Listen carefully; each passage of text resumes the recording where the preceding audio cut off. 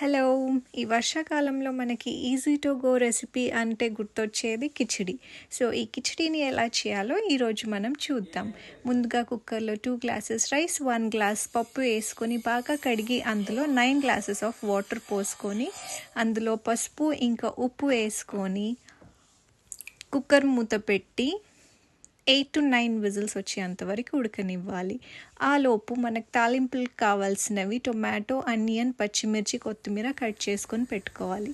ఇప్పుడు ప్యాన్లో ఆయిల్ వేసుకొని అందులో జీలకర్ర, ఆవాలు, ఉల్లిగడ్డ, పచ్చిమిర్చి, ఎండుమిర్చి, కరివేపాకు వేసుకొని కలపాలి. ఆ తర్వాత అందులో టొమాటోస్ వేసుకోవాలి. ఇప్పుడు పసుపు, ఉప్పు, కారం వేసి కలుపుకోవాలి.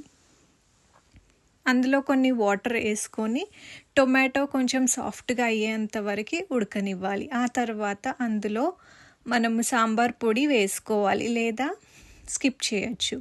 ఇప్పుడు దాన్ని మూత పెట్టి ఒక 2 మినిట్స్ కుక్ చేసి గ్యాస్ ఆఫ్ చేసుకొని పక్కన పెట్టాలి. ఇప్పుడు చల్లగైన కుక్కర్ని మూత తీసి కలుపుకోవాలి. మళ్ళీ ఇప్పుడు గ్యాస్ ఆన్ చేసి మనం ఇందాక తయారు చేసుకున్న తాలింపుని ఈ కుక్కర్లో వేసి కలుపుకోవాలి.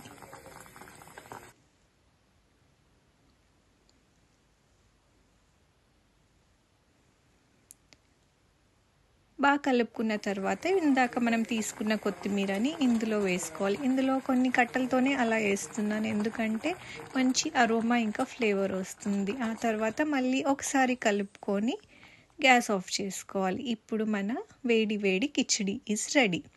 గిన్నెలో సర్వ్ చేసుకొని అందులో 1 టీ స్పూన్ నెయ్యి ఇంకా నిమ్మకాయ పచ్చడి అంచుకు పెట్టుకొని తింటే ఆ రుచే వేరు.